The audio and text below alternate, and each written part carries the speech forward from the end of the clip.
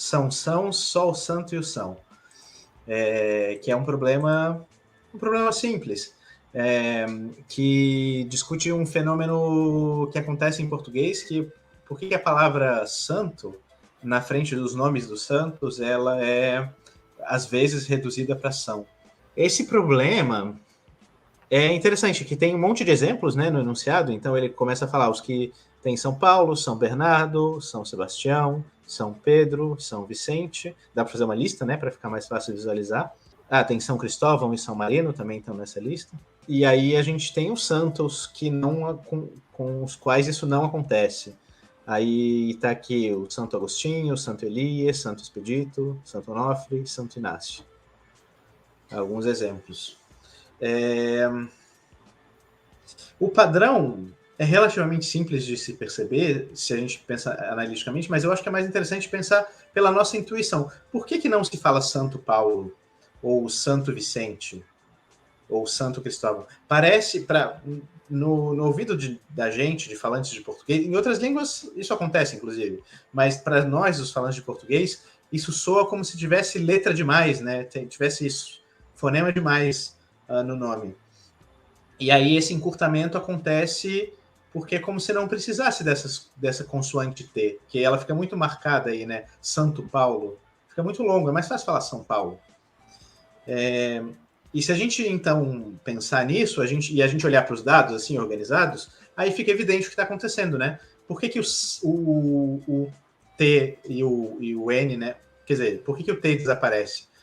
Porque esses nomes, eles já começam com consoantes. E a gente vê isso claramente, se a gente tem essa ideia, né, de pensar nisso. Os outros nomes embaixo, todos começam com vogais. Aí São Agostinho, aí talvez fique um pouco solto, né? Porque, no fim, quando a gente pronuncia essas palavras juntas, elas se juntam, né? A gente fala tudo junto, Santo Agostinho ou Santo Elias.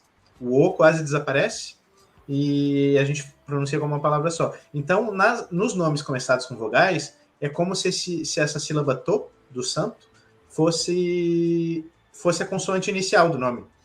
Mais ou menos isso, a gente pode imaginar alguma coisa desse tipo.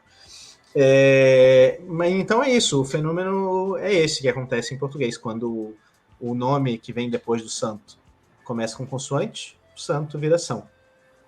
Aí a gente pode ver das alternativas quais são os nomes que qual dos nomes, porque, enfim, como toda regra na língua, essa regra tem exceções.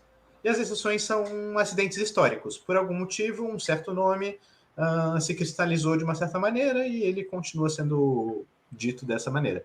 E aí a questão pergunta qual dessas alternativas mostra isso, né? Então a gente tem São Jorge, São Nicolau, não tem nada de diferente, eles estariam na lista dos nomes começados com consoante.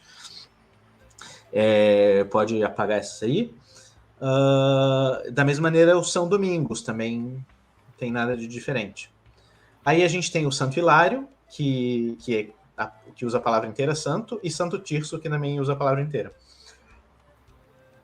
As duas, uma pessoa poderia pensar que as duas talvez violem a regra, né? Mas aí a gente precisa lembrar que esses fenômenos que acontecem na língua são fenômenos que acontecem na fala.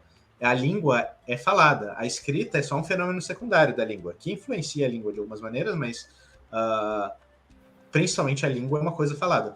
Então esses fenômenos acontecem na fala. Então o fato de ter um H no nome Hilário não muda o fenômeno, porque a gente não pronuncia esse H. Hilário é uma palavra que a gente pronuncia com I no início. Por motivos históricos, a gente continua escrevendo com H no início, mas isso não muda o fenômeno.